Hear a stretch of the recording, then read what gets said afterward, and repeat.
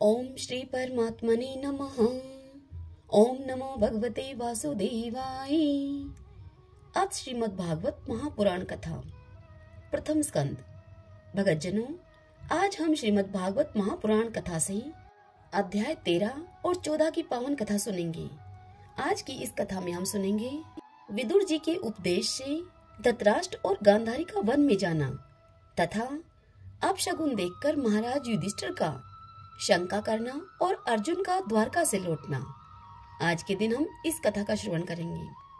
सूत जी कहते हैं, हे शौनक जी, विदुर जी तीर्थ यात्रा में महर्षि मैत्रेय से आत्मा का ज्ञान प्राप्त करके हस्तिनापुर लौट आए।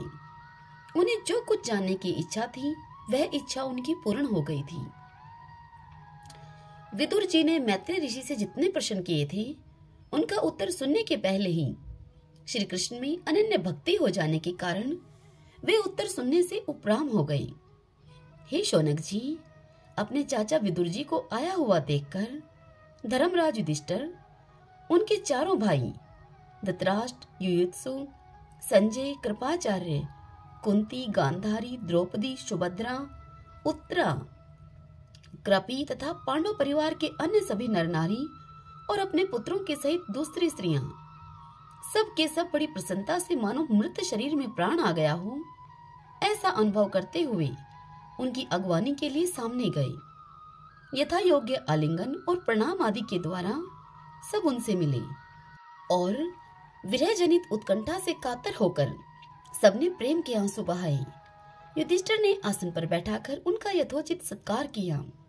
जब वे भोजन एवं विश्राम करके सुख पूर्वक आसन पर बैठे थे तब युधिष्ठिर ने विनय से सिर झुकाकर सबके सामने ही विदुर जी से इस प्रकार कहा।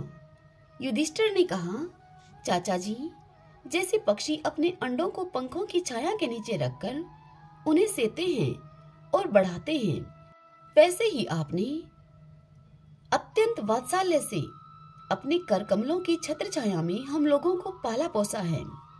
बार बार आपने हमें और हमारी माता को विषदान और लाक्षागृह के दाह आदि विपत्तियों से बचाया है।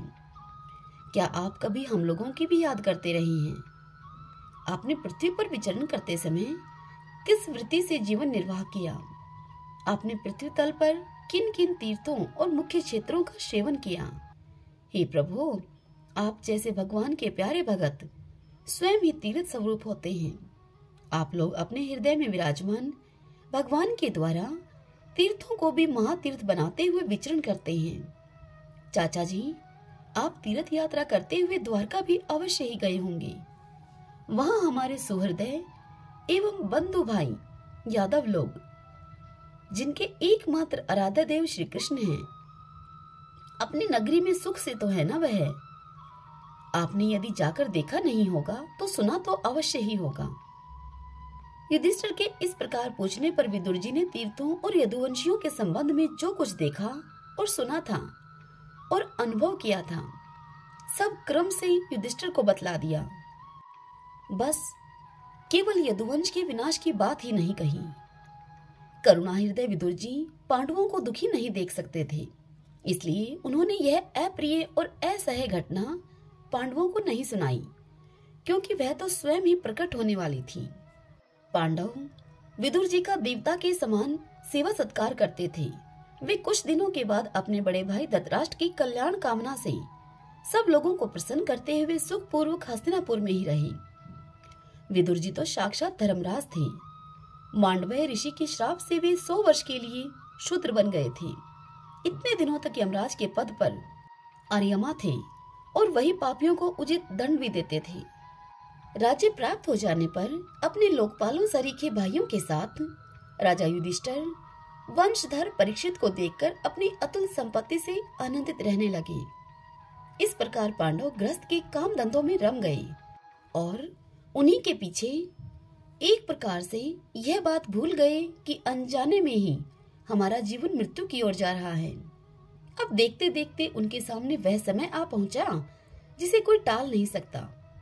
परंतु विदुर जी ने काल की गति जानकर अपने बड़े भाई धृतराष्ट्र से कहा, महाराज देखिए, अब बड़ा भयंकर समय आ गया है। झटपट यहाँ से निकल चलिए, हम सब लोगों के सिर पर वह सर्वसमर्थ काल मंडराने लगा है, जिसके टालने का कहीं कोई भी उपाय नहीं है।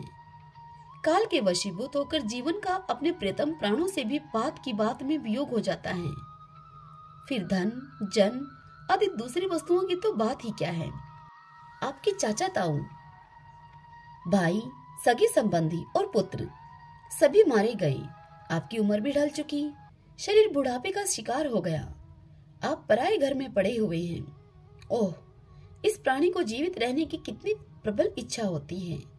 इसी कारण तो आप भीम का दिया हुआ टुकड़ा खाकर कुत्ते का सा जीवन बिता रहे हैं।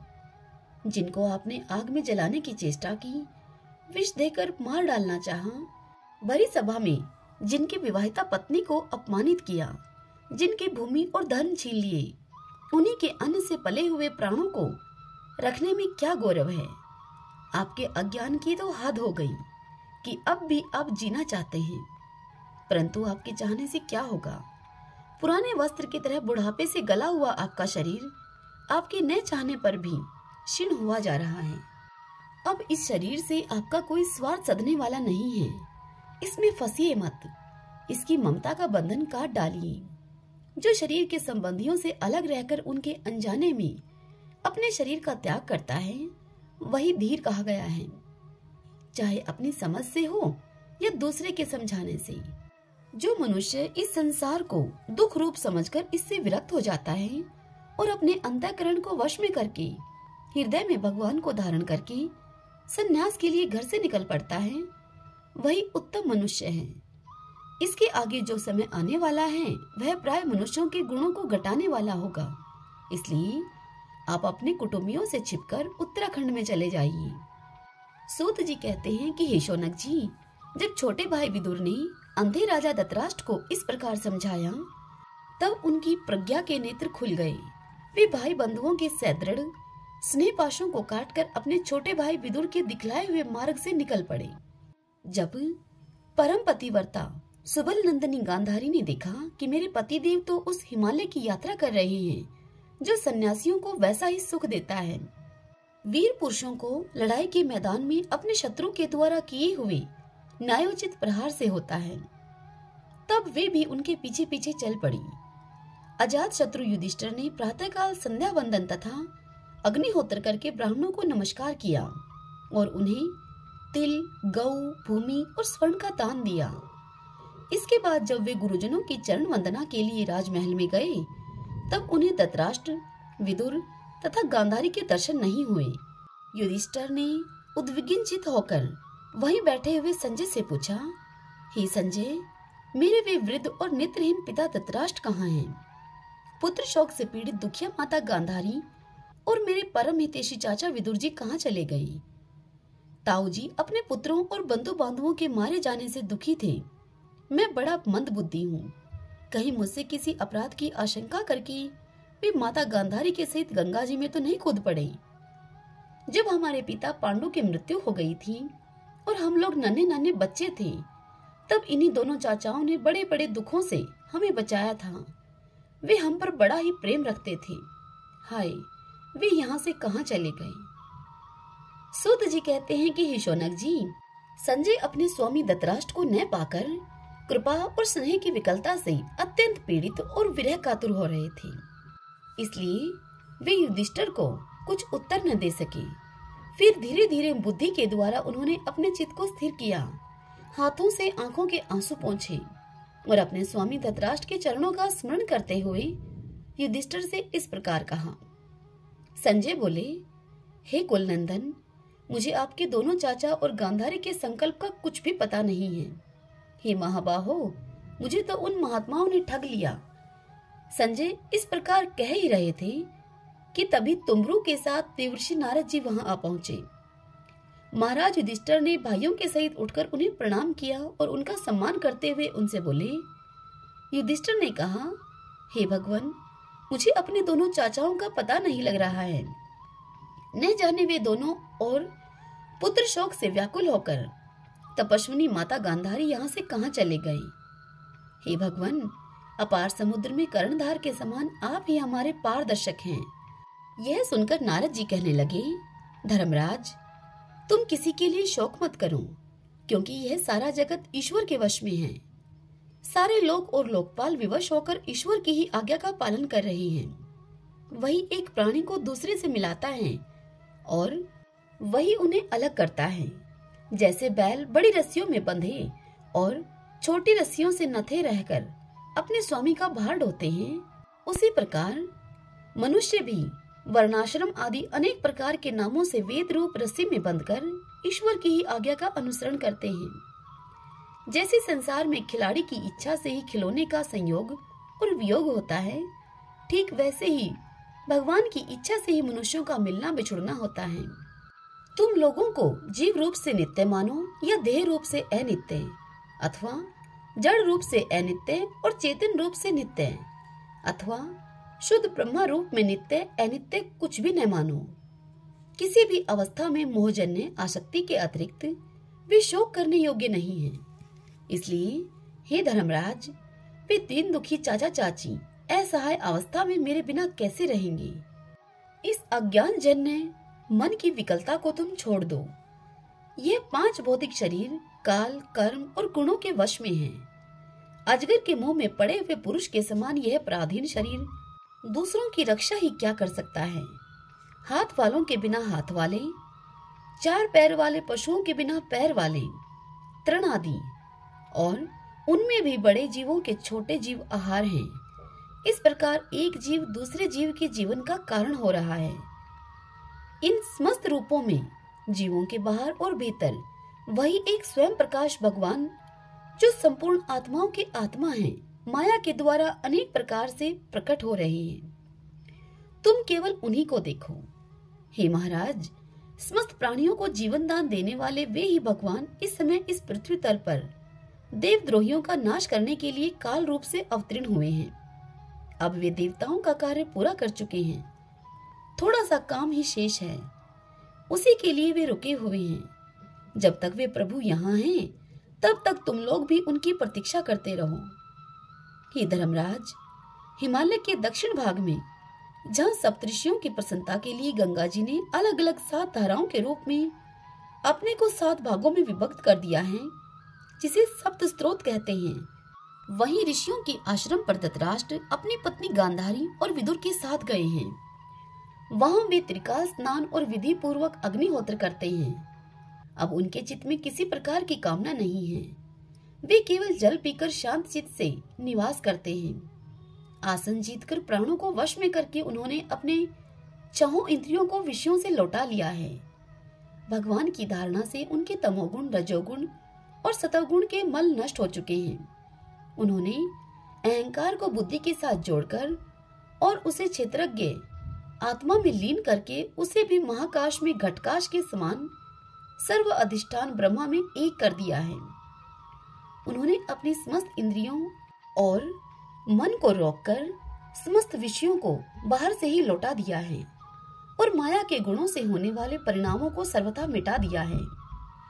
समस्त कर्मों का संन्यास करके वे इस समय ठूठ की तरह स्थिर होकर बैठे हुए हैं। अब तुम उनके मार्ग में विघ्न उत्पन्न मत करना, विघ्न रूप तुम मत बनना। हे धर्मराज, आज से 5वें दिन वे अपने शरीर का परित्याग कर देंगे और वह जलकर भस्म हो जाएगा। ग्रहपत्य आदि अग्नियों के द्वारा पर्णकुटी के साथ अपने पति के मृतदेह को जलते हुए देखकर बाहर खड़ी हुई साध्वी गांधारी भी पति का अनुगमन करती हुई उसी आग में प्रवेश कर जाएगी। हे धर्मराज, विदुर जी अपने भाई का आश्चर्य में मोक्ष देखकर हर्षित और वियोग देखकर दुखित होते हुए वहां से तीर्थ सेवन के लिए चले जाएंगे। देव ऋषि नारद राजा युधिष्ठिर से इस प्रकार कहकर तुमरू के साथ स्वर्ग को चले गए। धर्मराज युधिष्ठिर ने उनके उपदेशों को हृदय में धारण करके शोक को त्याग दिया। ओम नमो नारायण, ओम नमो नारायण। सूत जी कहते हैं कि हे शौनक जी, स्वजनों से मिलने और पुण्य श्लोक भगवान श्री कृष्ण अब क्या करना चाहते हैं, यह सब जानने के लिए अर्जुन द्वारका गए हुए थे। कई महीने बीत जाने पर भी अर्जुन वहां से लौटकर नहीं आए। तब धर्मराज युधिष्ठिर को बड़े भयंकर अपशगुन दिखने लगे। उन्होंने देखा काल की गति बड़ी विकट हो गई है। जिस समय जो ऋतु होनी चाहिए उस समय वह नहीं होती और उनकी क्रियाएं भी उल्टी ही होती हैं। लोग बड़े क्रोधी, लोभी और असत्यपरायण हो गए हैं। अपने जीवन निर्वाह के लिए लोग पापपूर्ण व्यापार करने लगे हैं। सारा व्यवहार कपट से भरा हुआ होता है। यहाँ तक कि मित्रता में भी छल मिला रहता है। पिता, माता, सगे संबंधी, भाई और पति पत्नी में भी झगड़ा टंटा रहने लगा है। कलिकाल के आ जाने से लोगों का स्वभाव ही लोभ, दम आदि अधर्म से अभिभूत हो गया है और प्रकृति में भी अत्यंत अरिष्ट सूचक अपशगुन होने लगे हैं। यह सब देखकर युधिष्ठिर ने अपने छोटे भाई भीमसेन से इस प्रकार कहा। युधिष्ठिर ने भीमसेन से कहा, भीमसेन, अर्जुन को हमने द्वारका इसलिए भेजा था कि वह वहां जाकर पुण्य श्लोक भगवान श्री कृष्ण क्या कर रहे हैं इसका पता लगाए और संबंधियों से भी मिल आए। तब से 7 महीने बीत गए हैं, किंतु तुम्हारे छोटे भाई अब तक नहीं लौट कर आए हैं। मैं ठीक ठीक यह नहीं समझ पाता हूँ कि उनके न आने का क्या कारण है।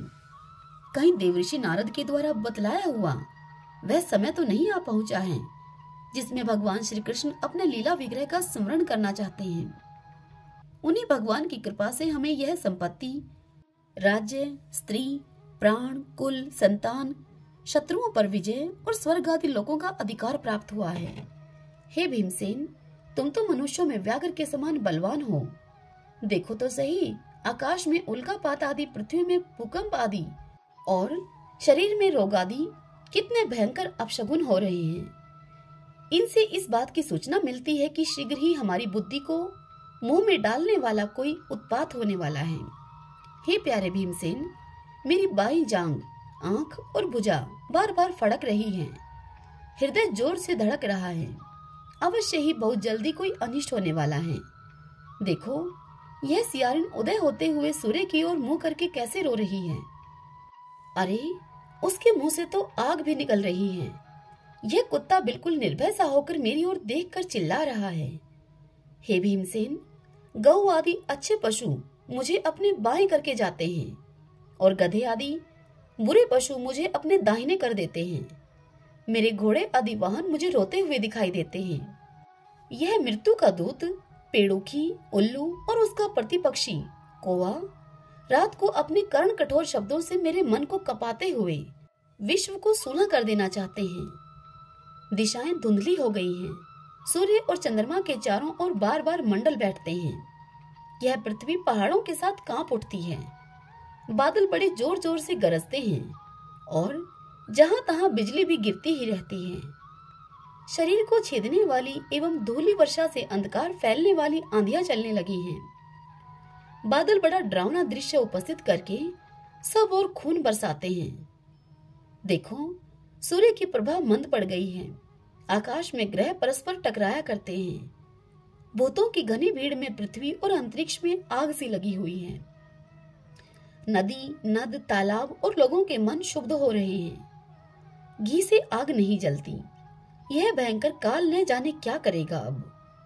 बछड़े दूध नहीं पीते, गोएं दुहने नहीं देती। गौशालाओं में गोएं आंसू बहा बहा कर रो रही हैं। बैल भी उदास हो रहे हैं। देवताओं की मूर्तियां रो सी रही हैं। उनमें से पसीना चूने लगता है और वे हिलती डुलती भी हैं। भाई, ये देश, गांव, शहर, बगीचे, खाने और आश्रम श्रीहीन और आनंद रहित हो गए हैं। पता नहीं ये हमारे किस दुख की सूचना दे रहे हैं।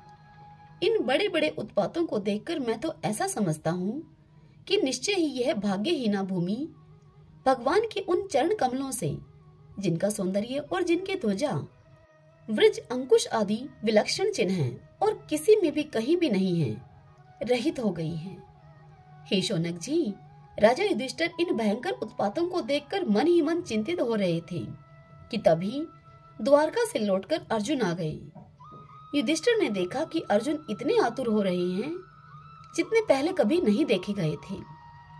मुंह लटका हुआ है उनका, कमल सरीखे नेत्रों में आंसू बह रहे हैं और शरीर में बिल्कुल कांति नहीं है।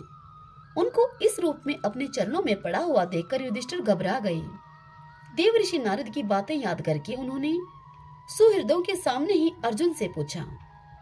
युधिष्ठिर ने अर्जुन से कहा, भाई, द्वारकापुरी में हमारे स्वजन सगे संबंधी मधु, भोज, दाशारह, आर्य, सातवत, अंधक और वृष्णिवंशी यादव कुशलता से तो है ना? हमारे माननीय नाना सूरसेन जी प्रसन्न हैं। अपने छोटे भाई सहित मामा वासुदेव जी तो कुशल पूर्वक है ना? उनकी पत्नियां, हमारी मामी देवकी आदि सातों बहनें अपने पुत्रों और बहुओं के साथ आनंद से तो है ना? जिनका पुत्र कंस बड़ा ही दुष्ट था, वे राजा उग्रसेन अपने छोटे भाई देवक के साथ जीवित तो है ना? हैदरिक, उनके पुत्र कृतवर्मा, अक्रूर, जयंत, गद, सारण तथा शत्रुजीत आदि यादव वीर सकुशल तो हैं। यादवों के प्रभु बलराम जी तो आनंद से है ना?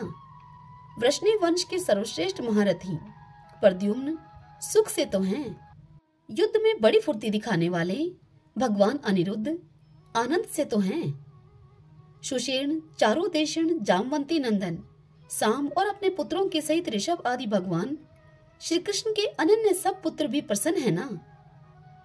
भगवान श्री कृष्ण के सेवक श्रुतदेव, उद्धव आदि और दूसरे सुनंद नंद आदि प्रधान यदुवंशी जो भगवान श्री कृष्ण और बलराम के बाहुबल से सुरक्षित हैं, सब के सब वे सुकुशल तो है ना? हमसे अत्यंत प्रेम करने वाले वे लोग कभी हमारा कुशल मंगल भी पूछते हैं। भक्त वत्सल ब्राह्मण भक्त भगवान श्री कृष्ण अपने स्वजनों के साथ द्वारकापुरी की सुधर्मा सभा में सुख पूर्वक विराजते तो है ना? वे आदि पुरुष बलराम जी के साथ संसार के परम मंगल, परम कल्याण और उन्नति के लिए यदुवंश रूप क्षीर सागर में विराजमान हैं।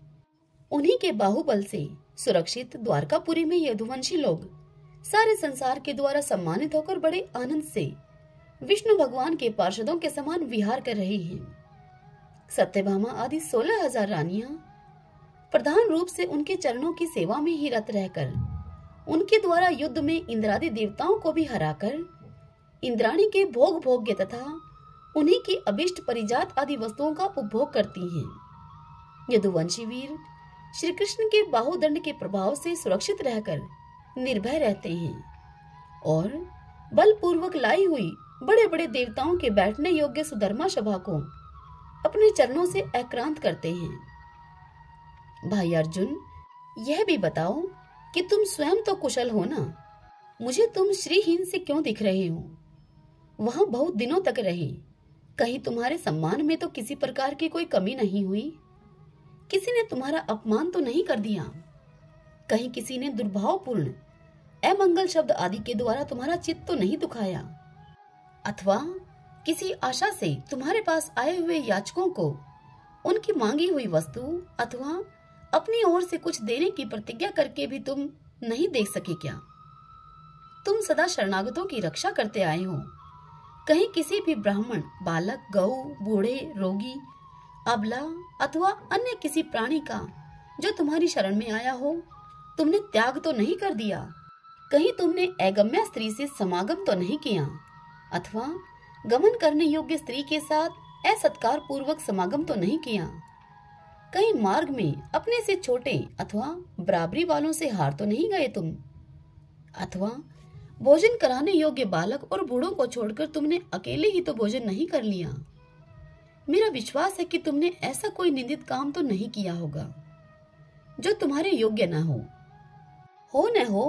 अपने परम प्रियतम अभिन्न हृदय परम सुहृदय भगवान श्री कृष्ण से तुम रहित हो गए हो, इसी से अपने को शून्य मान रहे हो। इसके सिवा दूसरा कोई कारण नहीं हो सकता जिससे कि तुमको इतनी मानसिक पीड़ा हो। हरि ओम तत्सत। ओम नमो नारायण। ओम नमो नारायण। ओम श्री परमात्मने नमः। ओम श्री कृष्णाय नमो नमः। भगतजनों, आज की कथा यहीं समाप्त होती है। कल की कथा में हम सुनेंगे कृष्ण विरह व्यथित पांडवों का परीक्षित को राज्य देकर स्वर्ग सिधारना, परीक्षित की दिग्विजय तथा धर्म और पृथ्वी का संवाद। कल हम इस पावन कथा का रसपान करेंगे। जय श्री कृष्णा। राधे राधे।